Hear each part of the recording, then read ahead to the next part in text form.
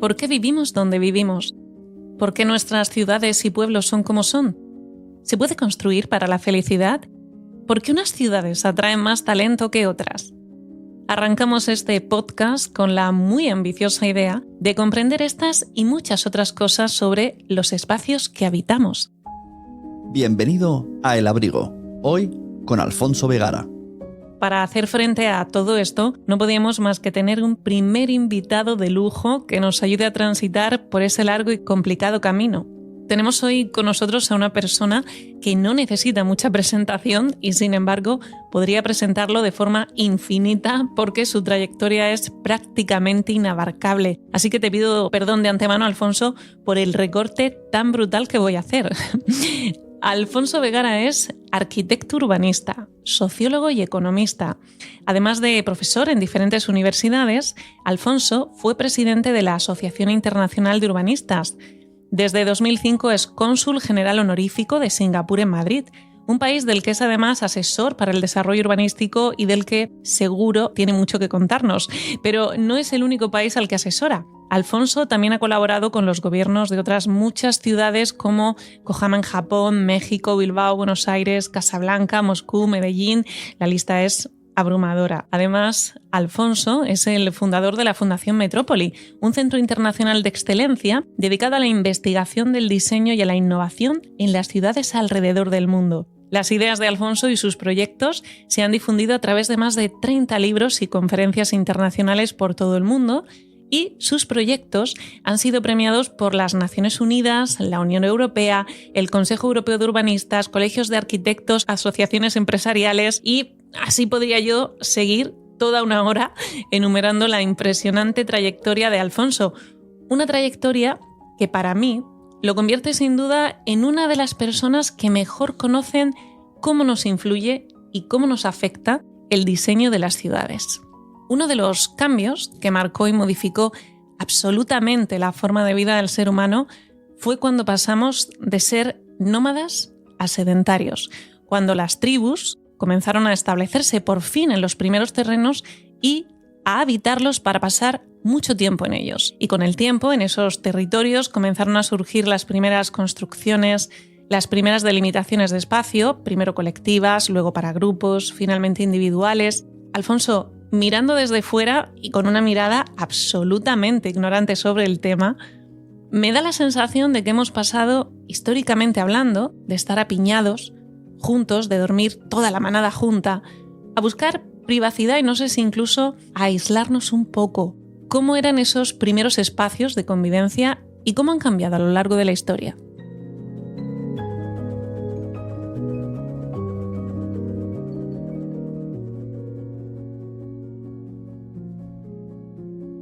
El hombre es un ser social por naturaleza y le encanta vivir juntos y necesita vivir juntos. Y también hay otras especies animales que lo hacen, ¿no? Pero el hombre efectivamente pasó de nómada a sedentario. Ahí la clave fue la invención de la agricultura, que permitió asentarse en un determinado territorio, surgieron los primeros asentamientos rurales y ese diálogo entre el hombre y el territorio, con ese cambio, pues permitió que al principio los asentamientos fueran muy elementales, muy básicos, basados, como digo, en una vida agrícola.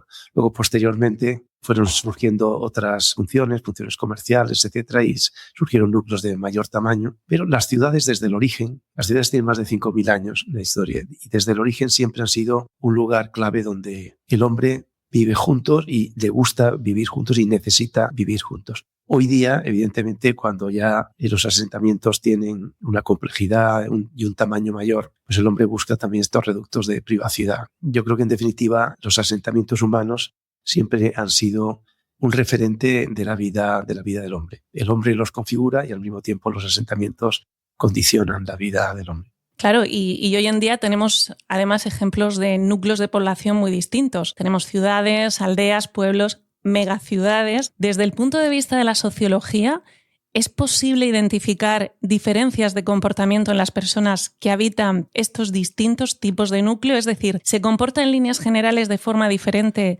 alguien que vive en un pueblo de 100 habitantes que alguien que vive en una gran capital? Sí, cambia muchísimo. El tamaño condiciona mucho el tipo de relación social que se produce y las oportunidades que ofrece ese núcleo para la vida del hombre. Lo interesante es que podamos tener esa gama de opciones de ciudades grandes, ciudades medias, en núcleos rurales. Durante bastantes años, sobre todo en la etapa de la industrialización, que arrancó en Inglaterra, se produjo un fenómeno masivo de desplazamiento de población del mundo rural al mundo urbano, asociado a un cambio de modelo económico, basado al principio más en la agricultura y posteriormente más en la industria, porque la industria necesitaba la producción en masa, necesitaba la concentración de la población en determinados puntos del territorio y las ciudades crecieron muchísimo. Ese fenómeno que se produjo en la etapa de la primera industrialización ahora se sigue produciendo en países emergentes que entran ahora en esta etapa y están pasando del mundo rural al mundo urbano. En Europa tenemos una población predominantemente urbana, en América Latina también, pero hay regiones todavía, China, donde el mundo rural sigue siendo todavía importante y ese fenómeno está haciendo, incluso el nacimiento del urbanismo como disciplina surgió asociado a este cambio masivo, estos desplazamientos de población del campo a la ciudad. Y surgieron los modelos de vida, los modelos de organización de esas ciudades. Al principio para la producción industrial, luego para los servicios y recientemente para un entorno más complejo donde lo que diferencia una ciudad de otra es el talento, la innovación y la capacidad de reinventarse permanentemente. Y entramos así como en el mundo de las ciudades actuales, donde ya hoy día ya no están compitiendo los países. Quienes compiten son las ciudades. Y compiten y son también las ciudades los elementos y los lugares donde podemos afrontar con mayor coherencia los grandes retos que tiene la humanidad. Grandes temas como el cambio climático, ¿no? La superación de la pobreza, la generación de empleo para los jóvenes, los temas de integración social, las migraciones, todas estas cuestiones podemos afrontarlas, creo yo, con más coherencia, con más garantías a la escala de las ciudades que a la escala de las políticas generales de los estados. Muchas veces, incluso creo, ¿no?, en el pensamiento colectivo, no tenemos en cuenta hasta qué punto esa planificación urbana o ese diseño de ciudad puede llegar a influir no solamente en las personas que viven en ella, sino efectivamente también, como nos estás diciendo, en todos los movimientos y en nuestra cultura, en la forma de vivir en la sociedad, etcétera, etcétera, ¿no? Hay varios estudios, incluso en las últimas décadas, que nos hablan sobre cómo la noción que las personas tenemos del espacio puede influir en nuestra evolución como especie, como grupo, pero también a nivel individual.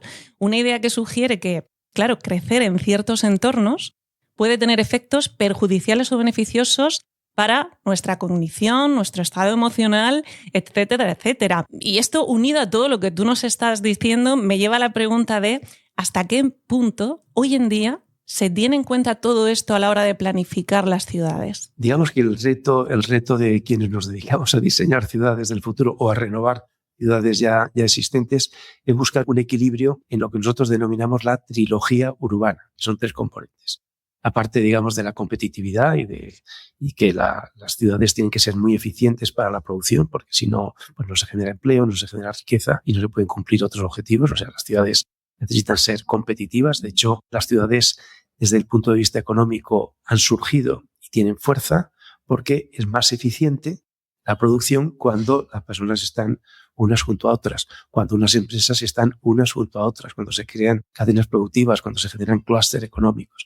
Un primer aspecto que las ciudades deben cumplir es el tema de la competitividad y estar organizadas para una producción eficiente. Eso es importante. El segundo tema fundamental también es el diálogo con la naturaleza. Las ciudades necesitan dialogar con la naturaleza. Los temas del medio ambiente, el respetar los corredores ecológicos, hoy día, digamos, la renaturalización de las ciudades, que está muy asociado también al tema del cambio climático, porque las ciudades son elementos que consumen una parte fundamental de la energía del planeta y eso afecta mucho el patrón energético al reto del cambio climático. Y la tercera cuestión, el tercer elemento de esta trilogía urbana es la integración social, que cada vez va adquiriendo mayor importancia. Es fundamental que las ciudades no sean un centro y una periferia, un centro superdotado y una periferia infradotada, sino que sea una estructura mucho más policéntrica, y con cada distrito, cada barrio, con su propia personalidad, con su propio carácter, que no sea necesario hacer unos desplazamientos enormes de la residencia al trabajo cada día, sino que puedan organizarse en unidades mucho más híbridas donde se pueda vivir y trabajar. Es todo este movimiento de la ciudad de los 15 minutos que recientemente surgió en París, que nosotros llamamos corazones de barrio. Pero en definitiva, y sintetizando, en el diseño de las ciudades, el tema de la trilogía urbana, o sea, el tema de la economía, el medio ambiente y la sociedad, son cuestiones fundamentales y hay que buscar un equilibrio. Tú no puedes conseguir que una ciudad sea muy eficiente económicamente, que sea muy competitiva, si no tienes un medio ambiente adecuado, porque se deteriora esa competitividad. Y a veces invirtiendo en medio ambiente consigue que la ciudad sea más atractiva, tenga más magnetismo para la atracción de talento, para el desarrollo económico, etc. Y si no conseguimos ciudades equilibradas, vamos a tener muchos problemas. Por ejemplo, en América Latina, en muchas ciudades, el tema de la seguridad está adquiriendo tintes dramáticos, ¿no? Y por eso es fundamental que estos desequilibrios en las ciudades no se produzcan con tanta intensidad, sino buscar mayores equilibrios. En Europa, que tenemos posiblemente las ciudades mejores del mundo, las más equilibradas del mundo, se produce ese equilibrio en mayor medida. Y las políticas de vivienda, las políticas de creación de nueva vivienda, tratan de incluir también vivienda social, no en zonas segregadas, sino integradas también en diferentes ámbitos de la ciudad para que la ciudad sea mucho más equilibrada. Si no somos capaces de superar las contradicciones de la segregación espacial por niveles de ingresos, al final la ciudad no es viable, no es sostenible. Y Alfonso, en general, ¿cómo dirías que lo estamos haciendo en España con este reto de integrar estos tres elementos? Yo creo que las ciudades en España, desde que llegaron los primeros ayuntamientos democráticos, han mejorado muchísimo. O sea, hoy día las ciudades que tenemos son mucho mejores que hace unas cuantas décadas, sin lugar a dudas, ¿no? Y además han cambiado muchos aspectos, ¿no? En que se han reequipado más, tienen mejor infraestructura, los servicios urbanos son cada vez mejores, eso está claro. Aunque ahí se ha avanzado mucho, pero hay mucho camino por recorrer también, ¿no? Las ciudades de tamaño medio tenemos más facilidad para trabajar sobre ellas porque su nivel de complejidad es menor. Las megaciudades, las ciudades más grandes, que además tienen una fragmentación administrativa, es mucho más difícil articular un proyecto de ciudad y compartir esa visión estratégica para conseguir equilibrar la ciudad y dotarla de coherencia, ¿no? Pero, sin embargo, las ciudades medias pueden jugar un papel muy relevante en el futuro. En el pasado, las ciudades que más crecían eran las megaciudades, las ciudades muy grandes. Sin embargo, recientemente nos hemos dado cuenta que las ciudades de tamaño medio, a nivel global, están teniendo un mayor protagonismo. Van a pasar en menos de 25 años, lo que consideramos ciudades medias, van a pasar de representar el 11% de la economía mundial a contribuir al 37% de la economía mundial. Eso quiere decir que ciudades de tamaño medio a nivel global, pensemos entre 150.000 y 5 millones de habitantes, ¿eh? No megaciudades como Tokio o Yakarta, ni tampoco ciudades muy pequeñitas que no tienen cierto nivel de complejidad. Pero esas ciudades medias son muy importantes. Lo que le pasa a las ciudades medias para poder operar con eficacia en un mundo globalizado y abierto es que les falta masa crítica. Les falta masa crítica, por ejemplo, para tener aeropuertos con frecuencias en la conectividad internacional, para tener diversidad en la oferta universitaria, para tener un sistema financiero especializado, por ejemplo, en las startups. Y les falta masa crítica para tener una oferta de ocio, de cultura y educativa para que las clases creativas, para que el talento quiera vivir en las ciudades. Pero la única manera que las ciudades de tamaño medio tienen para sobrevivir dentro de este entorno complejo es colaborar unas con otras, creando sistemas urbanos o creando lo que nosotros llamamos diamantes territoriales, que son estructuras policéntricas.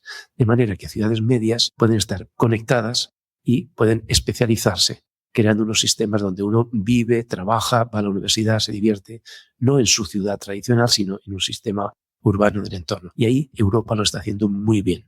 Tenemos ciudades relativamente pequeñas, por ejemplo Zúrich, que no llega a 1 millón de habitantes, y sin embargo es uno de los nodos de innovación más importantes del mundo, pero tiene unos sistemas de trenes de alta velocidad en Europa que le conecta con muchas ciudades alemanas, muchas ciudades del norte de Italia, y pueden estos sistemas urbanos ser la alternativa a las megaciudades de los países emergentes que generan muchas deseconomías de aglomeración. La ciudad, desde el punto de vista económico, nació por las llamadas economías de aglomeración. O sea, las ventajas que tenían las personas y las empresas de estar juntos. Pero en la medida que las ciudades crecen, surgen deseconomías de aglomeración. Por ejemplo, incremento excesivo de los precios del suelo, congestión, temas de polución atmosférica, etcétera, que esas deseconomías tratan de limar, digamos, las propias ventajas que el vivir juntos generaba. Por eso, un equilibrio entre las fuerzas centrípetas y las fuerzas centrífugas de las ciudades va a permitirnos sistemas urbanos mucho más equilibrados. Hoy día, la clave del urbanismo del futuro es la nueva escala del territorio. El pasar de la visión tradicional de la ciudad concreta a una visión mucho más policéntrica, mucho más amplia, donde la ciudad dialoga con el territorio y con su entorno de manera distinta. Claro, está claro que con todo lo que nos cuentas, en el futuro, en la próxima década incluso, ¿no? Las ciudades tienen un reto importante al que hacer frente.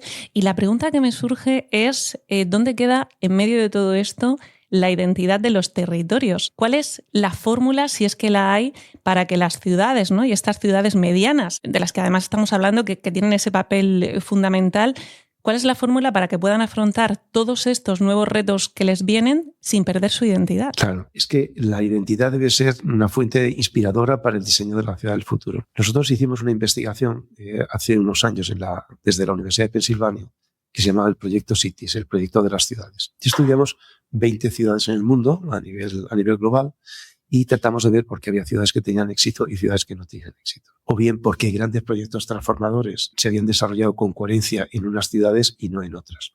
Y nos dimos cuenta que el principal aspecto en común de los proyectos de éxito era que las ciudades dialogaban con su identidad, con lo que era único en cada ciudad, que nosotros llamamos componentes de excelencia. Es decir, cada ciudad tiene sus propios componentes de excelencia, puede ser una línea de costa, puede ser un clima, puede ser un elemento de conectividad, un campus universitario, un centro histórico. A veces, en la confluencia de los componentes de excelencia surgen las grandes oportunidades de proyectos que van a tener éxito, que van a cristalizar con mucha fuerza porque son muy diferenciales. Pero siempre, como ves, la identidad está caracterizada por esta integración de componentes únicos de cada ciudad. Por eso es tan importante que en el diseño de las ciudades del futuro se tenga muy en cuenta la identidad, la idiosincrasia, los componentes de excelencia de cada lugar. Alfonso, decíamos antes que eres el fundador de la Fundación Metrópoli, un centro internacional de excelencia dedicado a la investigación del diseño y a la innovación en las ciudades de todo el mundo, podríamos decir, alrededor del mundo. Cuéntanos un poquito qué es lo que hacéis desde la Fundación. Mira, hace 25 años en la Universidad de Pensilvania y con la ayuda también de la Fundación Eisenhower, creamos una fundación para investigar el futuro de las ciudades, para pensar en cómo diseñar las ciudades del futuro.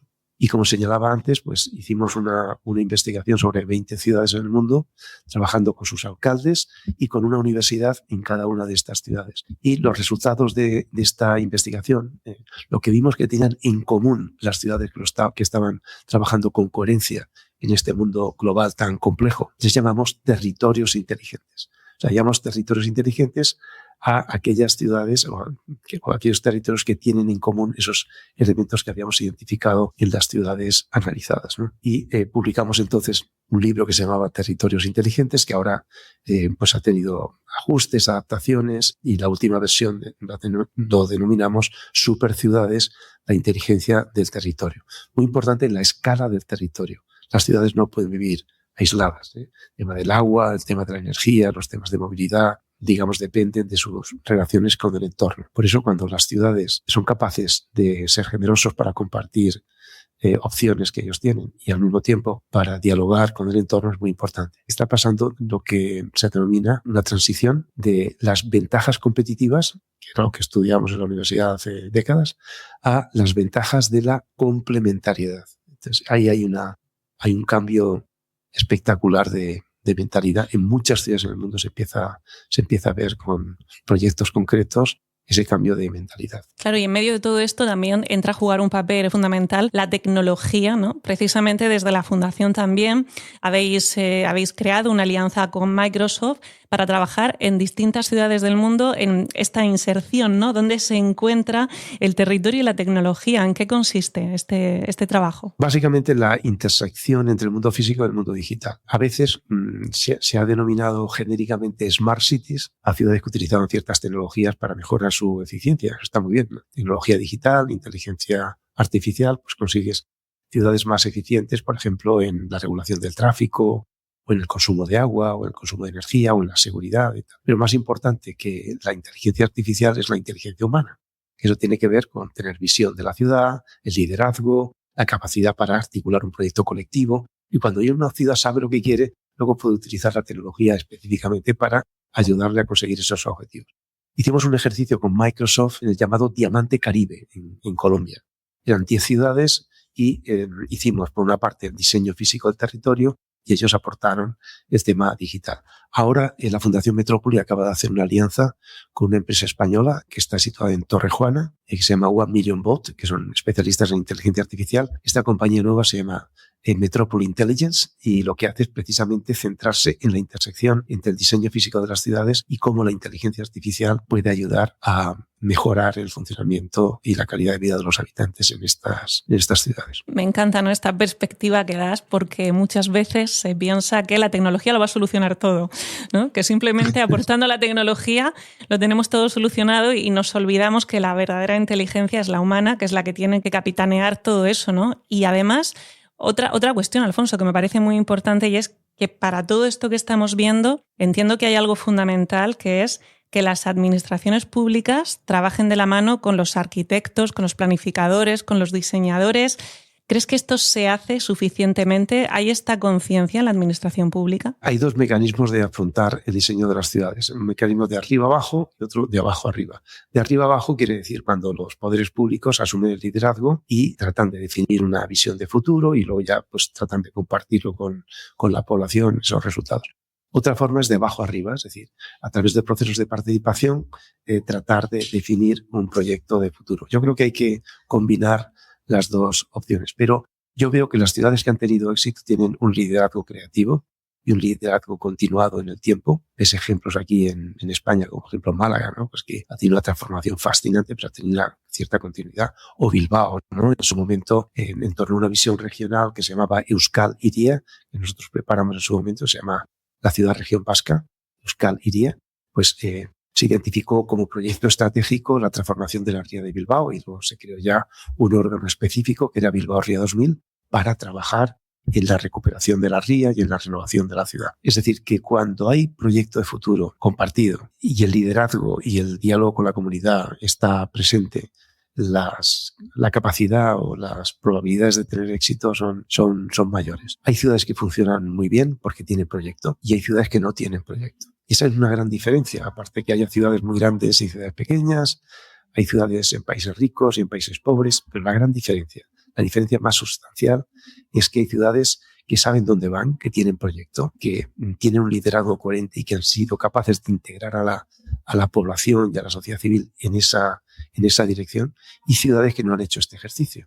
Y las ciudades que tienen proyecto tienen magnetismo para la atracción del sector privado, tienen más capacidad para coordinar las políticas sectoriales de otros niveles de administración en torno a su propio proyecto de futuro. En definitiva, yo creo que ese es un gran legado para las ciudades, dotarlas de un proyecto de ciudad. Y ahí la colaboración público-privada, la no demonización del sector privado, porque el sector privado debe solamente venir al final para hacer las obras de urbanización.